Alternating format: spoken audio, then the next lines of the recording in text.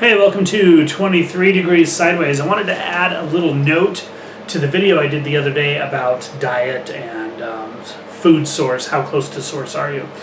Because I mentioned something that I didn't talk about. And the reason I didn't talk about it is because I forgot, because I was remaking the video, because I lost somehow an SD card that had the original video on it, which was shorter but more complete, because that's how my brain works sometimes. I mentioned that you get used to things. Basically what it amounts to is that you don't see what you're swimming in. And so when I talk about some of this diet stuff, it seems outrageous and just unbelievable and weird. But you're swimming in the sea. If you have like your standard inputs, a standard HVAC, you don't clean the filters, or the filters don't get cleaned very often, standard laundry detergent that you just happen to react to, but you don't know it because it's a very low-grade inflammation. Food, because that was a lot of what the video was about. Was I used food as an example of inputs, like sausage, cake, stuff like that. How doing fresh wheat berries and making your own bread is so totally different, like just biologically different from going and buying bread. I talked about all that stuff. What I didn't talk about, which I thought I was going to mention and then I forgot, is that if you're in this field, if you're in a space where you're just used to eating the regular stuff, you're not going to notice. You're not going to say, oh, wow, I ate a peanut butter and jelly sandwich and I feel like shit. Because you always feel like shit. And I hate to phrase it that way, but it's basically what it amounts to is you don't have a baseline. You always feel like what your inputs are, and cleaning that up is such an amazing thing. It makes such a huge difference.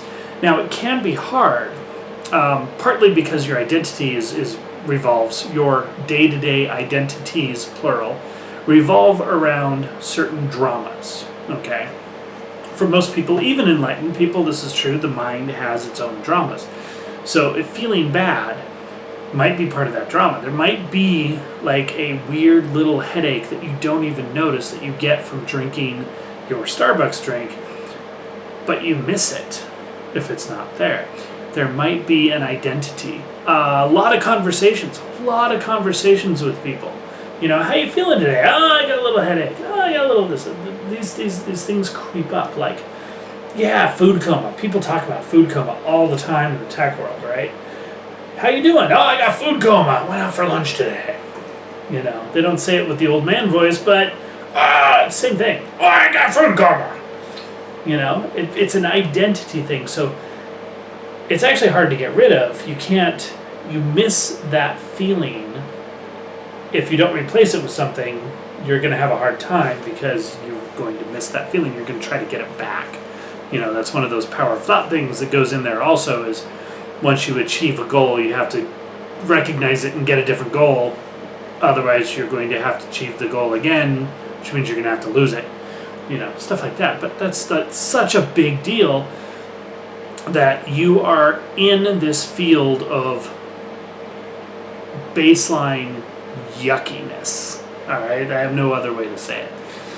And this may not be true for you, but I want you to accept that it could be true for you, and it could be true in a way you don't recognize, all right? It's very common to not recognize this. There's little things that people just have. Lots of people live with heartburn or sinus problems all the time. Low-grade sinus problems, low-grade sinus headache right up here, right? Maxillary sinus and stuff. That's not the baseline. The human baseline is practically superhuman. So getting to that baseline, of course, is the big deal. If you're used to eating cake and you're used to that depressed mood, and I don't mean depression, I mean your mood is just depressed from your baseline potential, then eating a piece of cake is not going to make you have a fight with your girlfriend. But if you get away from that and you achieve a new baseline, then that cake, you may understand the effects of that cake in a different way. So I just wanted to bring that up because I realized that I didn't actually get into that very well. Your baseline actually matters. You You live in a world, you swim in a sea, and if that sea is basically crap, then that's just where you are. It's normal to you, and you can even be happy. You can thrive in it, okay? You can totally thrive in it. But your well-being, your potential, your ease of well-being, your enlightenment potential in the body, all these things could change if you change the baseline. And if you are having trouble, because that's one of the points of the previous videos, if you are having trouble, if you're getting knocked out of fundamental okayness, if you're not okay all the time, if you get anxiety that just comes up and you don't know where it's from and you don't know what it is, that's kind of a thing. Changing your baseline might really help. It makes it much worse when you do have crap in your life, like a cake, but you can control that. You don't have to eat the cake.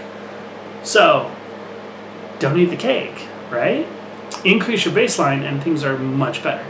That's all I've got. I just wanted to add that quick thing in because I totally forgot about it in my spaciness. But your baseline, what you're used to, might actually be as extreme as the stuff I talked about in the video, but that's just your day-to-day. That's not so great. Stay sideways.